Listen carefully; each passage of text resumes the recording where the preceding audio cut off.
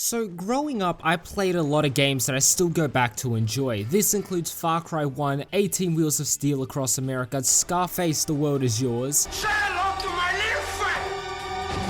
But we're going to be talking about Freedom Fighters, which is a third-person shooter made in 2003 by IO Interactive, and honestly, I feel like a kid giving a show and tell presentation. Some of you might not care or have even heard of this game, but goddamn, this game always have a special place in my heart. Heck, I even have the original box. Well, the cover, I can't find the box, but I want to know if you've played this game, and if you haven't, what game from the early 2000s do you enjoy? But moving on to the plot, during World War II, the Soviet Union dropped a nuke on Berlin and won World War II. I mean, they technically did win World War II in our timeline, but in theirs, they won even bigger. But throughout the Cold War, they set up a bunch of communist states all around the globe, and they eventually invade the USA. If you come to New York City and you try to blow anything up, Barack Obama is coming for you. I'm from Brooklyn. You play as an Italian-American plumber who has to fight the Red Army, and the whole point of the game is to complete objectives and to remove the Soviet flag and replace it with the US one. And by doing so, you increase your charisma, which allows you to recruit more lackeys. And despite the age of the game, the bots do a pretty good job. They aren't brain dead, but they aren't also super soldiers. You have basic commands that allow them to attack, defend, or hold a position. But as the game progresses, you'll become more rugged looking, and people will start to recognize you as the Freedom Phantom. Posters are even put up about you, and state media, being state media, tells the general public that the situation is under control despite blowing up vital fuel reserves and blowing up half a city block. Heck, even at the start of the game, people just look at you as an ordinary person, but as the game progresses, people will start to respect you more and look at you as this beacon of freedom. But at the start of the game, when you manage to escape from the Soviet capture, you are forced underground into the sewers, and this is where you can plan your next move and rearm yourself. A cool detail is that the more missions you do, the more tents and people you'll see around the base. I like this because it gives me a feeling that I'm actually achieving something and that I'm saving people's lives. But the storyline is alright, and it does have those wow moments, like when you land on an island and there are explosions everywhere, helicopters exploding, or when you see the TV station for the first time, and the whole street is completely littered in propaganda. But there are also some things that make you say, okay, that's a little stupid. Like the Soviet Union, right, invades South America, and the main character's like, oh yeah, you know, it's nothing to worry about. It's not like half the not even half the, more than half the world is seeing red, right? And another thing is, after you free your brother, you go underground and you're safe, right? But it's like, he does this thing, and I don't know why he does this. He just says, alright, I'm gonna fuck off, and he's been arrested, mind you. He's associated with a terrorist, and he's just gonna go up into the streets. He's a wanted man, and he's just gonna walk around like there's no issue. And he does this because apparently he wants to come into contact with other like resistance and freedom fighters, which is just stupid, mind you. It's like if Bin Laden's hypothetical brother just leaves the fucking cave.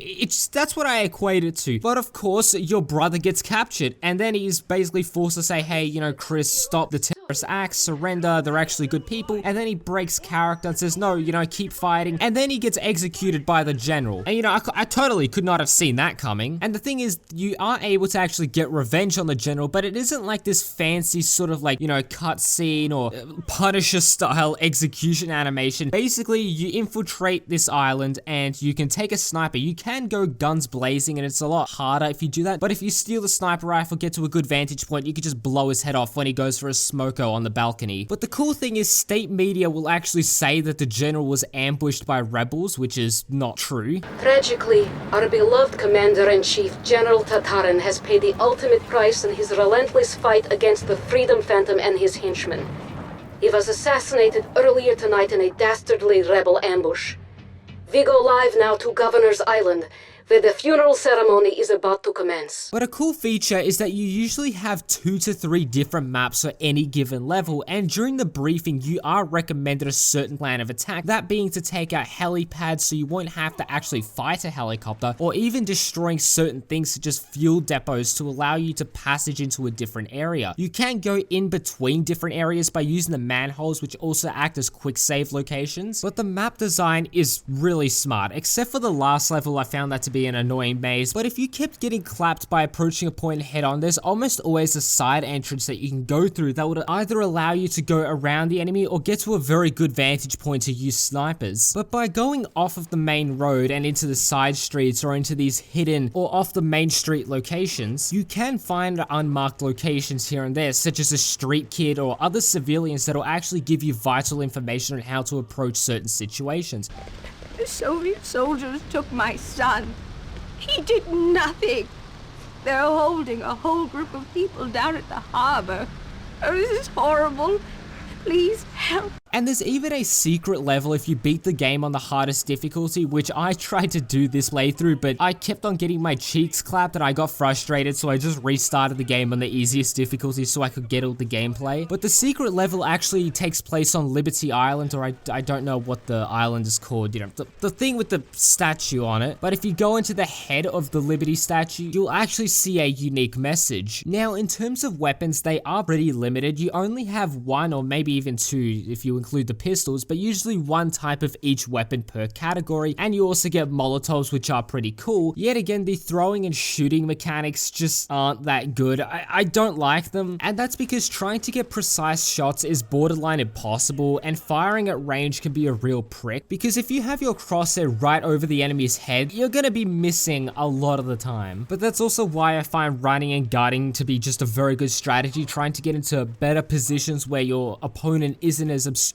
by cover. But I mean, nonetheless, it was kind of a shock to me because I don't remember it being this difficult and this annoying to deal with, and it did take a bit of adjusting to do, and even trying to get precise shots with Molotovs or frag grenades was also an additional challenge. But I mean, I've heard some people say that the crap weapon handling is intentional for a multitude of reasons. That being, you are a civilian and it's New York. I don't think the gun laws are as liberal as the southern states, but you're basically playing as a civilian, an ordinary person who might not be that good with firearms. Because I know, believe me, when you use a gun, the bullet isn't going to go exactly where you aim. Using a gun is hard. I've only, hypothetically, I don't want to give too much details, but I've used one once, and it was a lot harder than I thought it was. So it makes sense, yes, that I know that a civilian isn't going to have laser soldier accuracy, so I suppose you could use this for role-playing reasons, but yet again, it's a video game. You're playing as a guy that literally kicks the Soviet army's ass. But another reason why the shooting mechanics are the way they are is because it makes you more reliant on your teammates. Because at the start of the game, when I was lone gunning, the weapon handling was more of a challenge compared to late game, when I had a lot of teammates who could take some of the damage as well as dish it out. Now, I can't make a Freedom Fighters video without talking about the soundtrack, because it's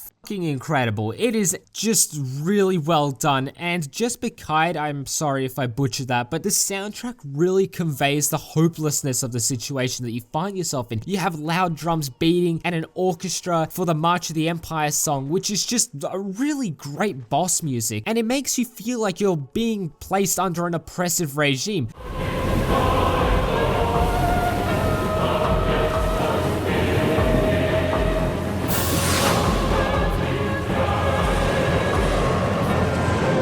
After you blow up a whole bridge or assassinate someone, returning back to base and hearing the calm, soothing music really removes any sense of danger.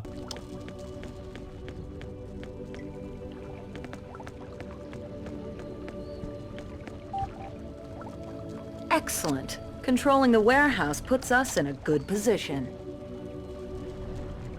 And another great thing with the sound is when your rebel base gets attacked and you can hear one of the Soviet generals just speaking to you over loudspeakers, basically demotivating you, telling you to surrender and to stop, all the while you're running through the sewers just gunning down these soldiers. You're home. Surrender now and we'll leave you your dignity.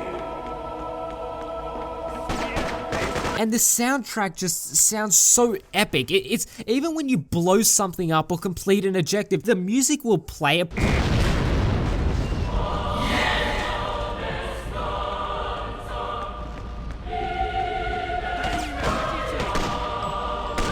and it just adds to this just phenomenal experience. If you were to remove the music from the game, you're removing a very big part of the game. Look, this game is something I will always go back to and play. There's just something special about playing older games because they come from a time when the gaming industry wasn't as tainted as it is now. Sure, graphics aren't that good, but it's a fun game. It's a single player experience, and I had a fun time playing it when I was 5 years old and now at 20 years old. If you can get your hands on this game, it couldn't hurt to give it a try for the first time or even play it again. But nonetheless, I love the early 2000s games. They're just so special, and I just love appreciating them and making videos on them. I want you to check out the video on Screaming because I'm sure you'll enjoy it. Anyways, my name is Tansu. If you enjoyed today's video, please do consider leaving a like, subscribing, sharing the video with your friends. Anyways, I will catch you guys in the next video. Peace.